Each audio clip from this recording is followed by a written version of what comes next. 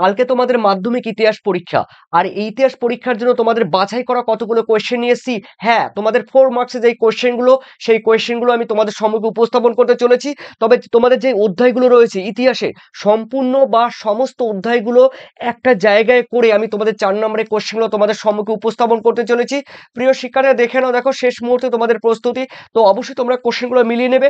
তোমাদের স্কুল থেকে বলো, আর তোমাদের টিউশন থেকে বলো, যেই শিক্ষকগুলো তোমাদের বা যেই শিক্ষক মহাশয়রা তোমাদের কোশ্চেনগুলো লিখিয়েছে বা সাজেশন দিয়েছে, কিংবা তোমাদের উত্তর লিখিয়েছে, সেই সাজেশন দেখো 4 নাম্বার 4 মার্কসের কোশ্চেনগুলো তোমরা একবার একটু মিলিয়ে নাও।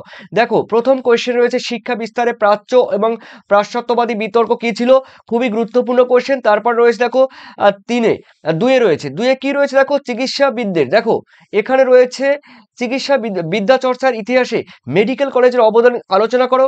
এই মেডিকেল কলেজের অবদান আলোচনা খুবই খুবই গুরুত্বপূর্ণ কোয়েশ্চেন।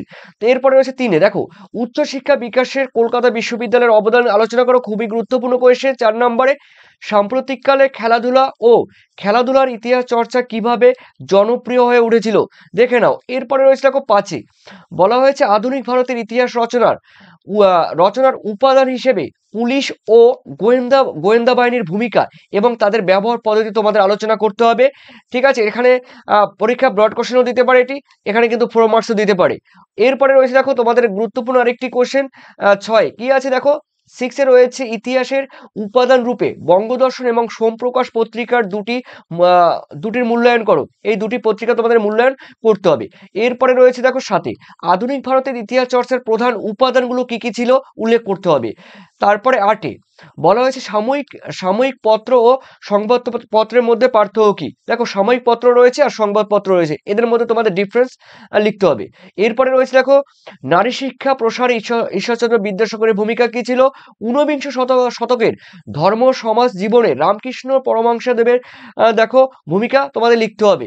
ঠিক আছে, এরপরে চলো রয়েছে তোমাদের 11তে রয়েছে হুতুম প্যাঁচার নকশা গ্রন্থে 19 শতকের বাংলার সমাজে কি প্রতিফলন লক্ষ্য করা যায়। দেখো প্রিয় শিক্ষার্থীরা, যতগুলো অধ্যায় রয়েছে সমস্ত অধ্যায়গুলো কিন্তু একটা জায়গায় তোমাদের করে দিয়েছি। অবশ্যই আশা করি এখান থেকে তোমরা কোশ্চেন কমন পেয়ে যাবে। ঠিক আছে, তথাপি তোমরা যেগুলো পড়েছো অবশ্যই আমার কোশ্চেনের সঙ্গে তোমরা মিলিয়ে পড়বে। এরপরে রয়েছে দেখো তোমাদের 12তে বলা হয়েছে কি, দেখো আমি একটু বলে দিচ্ছি। 12তে বলা হয়েছে ভারতে ইংরেজি শিক্ষা প্রসারে বিদেশি ব্যক্তিগণ ও খ্রিস্টান মিশনারিদের উদ্যোগের উল্লেখ তোমাদের করতে হবে। এরপরে 13তে বলা হয়েছে বাংলায় নীল চাষীদের কল্যাণে হিন্দু পেট্রিয়ট পত্রিকা হরিশ্চন্দ্র মুখোপাধ্যায়ের ভূমিকা কি ছিল। ঠিক আছে, অথবা দিয়ে এরকম থাকতে পারে। তো এরপরে রয়েছে দেখো তোমাদের দেখো ব্রড কোশ্চেন তোমরা জানো 1855 সালে সেটা সাঁওতাল বিদ্রোহের কারণ এবং ফলাফল বা গুরুত্ব তোমাদের উল্লেখ করতে হবে, খুব গুরুত্বপূর্ণ কোশ্চেন। আর এখানে রয়েছে 4 নম্বরে কোল বিদ্রোহের বিভিন্ন কারণগুলো উল্লেখ করো।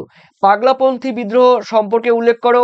1857 সালে বিদ্রোহকে সামন্ত শ্রেণীর বিদ্রোহ বা জাতীয় বিদ্রোহ বলার ক্ষেত্রে যুক্তিযুক্ত ব্যাখ্যা করো। ব্রড কোশ্চেনের ক্ষেত্রে কিন্তু একই, 1857 সালে মহাবিদ্রোহের কারণ এবং ফলাফল উল্লেখ করতে হবে, খুবই খুবই ভাইটাল কোশ্চেন, বড় কোশ্চেন হিসেবে। এরপরে রয়েছে দেখো মহাবিদ্রোহের প্রত্যক্ষ কারণ কি, তোমরা ব্রড কোশ্চেন পারলে এটাও তোমরা পারবে। এরপরে রয়েছে আনন্দমঠ, দেখো আনন্দমঠ উপন্যাসটি কিভাবে জাতীয়তাবাদী চেতনা বিস্তারে হয়েছিল বা সহায়তা করেছিল। এরপরে রয়েছে দেখো তোমাদের 9 বলা হয়েছে যে বাংলার সমাজ সংস্কারের ক্ষেত্রে ডিরোজিও নেতৃত্বাধীন নব্যবঙ্গ গোষ্ঠী বা ইয়াং বেঙ্গল গোষ্ঠীর কার্যাবলী মূল্যায়ন করো। ওকে, চুয়ার বিদ্রোহ, দেখো চুয়ার বিদ্রোহ কেন ঘটেছিল বা কারণ কি, তার প্রসারের সম্পর্কে আলোচনা করতে, অথবা কোশ্চেনে ঘুরিয়ে দিতে পারে, শুধু কারণ দিতে পারে বা বিবরণ দাও। 19 শতকের ভারতীয় জাতীয়তাবাদের বিকাশের ক্ষেত্রে কোন বিষয়গুলো গুরুত্বপূর্ণ ভূমিকা পালন করে, সাঁওতাল বিদ্রোহের তোমরা জানো, ব্রড কোশ্চেন পারলে এটাও পারবে। এরপরে 23 রয়েছে জাতীয় শিক্ষা পরিষদের উদ্যোগে ও জাতীয় শিক্ষা প্রসারের কেন ব্যর্থ হয়েছিল। এরপরে দেখে নাও তোমাদের 24 নম্বরের কোশ্চেন, বাংলায় ওয়াবি আন্দোলনের চরিত্র বা প্রকৃতি উল্লেখ করো। আর বঙ্গ ভাষা দেখো প্রকাশিকা সভা, মানে বঙ্গভাষা যেই রয়েছে, দেখো সেই বঙ্গভাষা ক্ষেত্রে সেখানে একটি সংক্ষেপে তোমাদের কিন্তু আলোচনা করতে হবে। বঙ্গভাষা প্রকাশিত সভা একটি সংক্ষেপে আলোচনা করতে হবে। অথবা দেখো কোশ্চেনটি এরকম ঘুরিয়ে দিতে পারে, বঙ্গভাষা প্রকাশিকা সভা কে প্রথম রাজনৈতিক প্রতিষ্ঠা বলে উল্লেখ করেছেন। এরপরে রয়েছে দেখো তোমাদের 26 রয়েছে জাতীয় শিক্ষা পরিষদের উদ্যোগে জাতীয় শিক্ষার প্রসার কেন ব্যর্থ হয়েছিল, এই কোশ্চেনটা কিন্তু খুবই খুবই গুরুত্বপূর্ণ কোশ্চেন কিন্তু। এরপরে রয়েছে দেখো তোমাদের 27 নম্বরের কোশ্চেন রয়েছে অসহযোগ আন্দোলনের পর্বে 1920 থেকে 22 বাংলায় কৃষক আন্দোলনের পরিচয় দাও, খুবই গুরুত্বপূর্ণ কোশ্চেন একটি।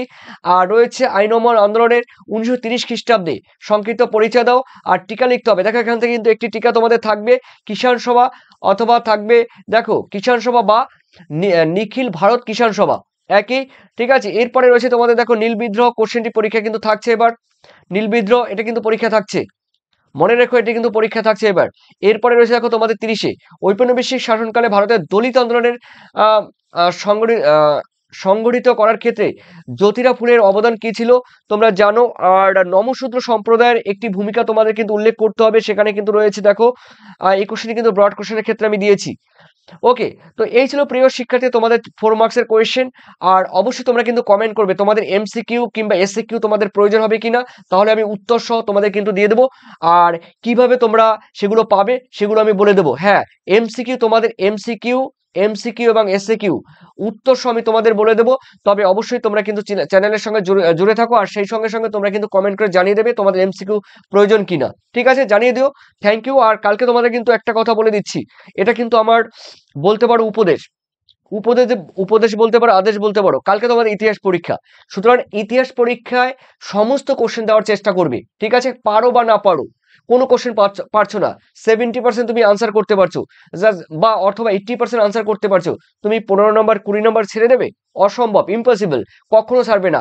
তার কারণ আমি বলে দিচ্ছি, দেখো যা পারো তোমার কনসেপ্টে যা পারো যা লিখে দিয়ে আসবে, সাদা কথা কখনো ভরা রাখবে না। তার কারণ নাম্বার দেওয়ার কোনো জায়গা থাকবে না। তার কারণ হলো, মেইন কারণ হলো এক্সামিনার কিন্তু টোটাল কোশ্চেন কিন্তু খুঁটিয়ে খুঁটিয়ে পড়বে না। তাই আমি বলছি সাদা খাতা কখনো রাখবে না। আর পরীক্ষা কালকে ভালো দাও, সমস্ত কোশ্চেন আনসার করে দিয়ে এসো। বেস্ট অফ লাক কালকে ইতিহাস পরীক্ষার জন্য। আর শর্ট কোশ্চেনের জন্য অপেক্ষা করো। আর বড় কোশ্চেনের জন্য 8 মার্কসের কোশ্চেনের জন্য ডেসক্রিপশন লিঙ্কে যাও, ওখানে কিন্তু তোমরা বড় কোশ্চেন পেয়ে যাবে। থ্যাংক ইউ তোমাদের, thank you. Best of lakh.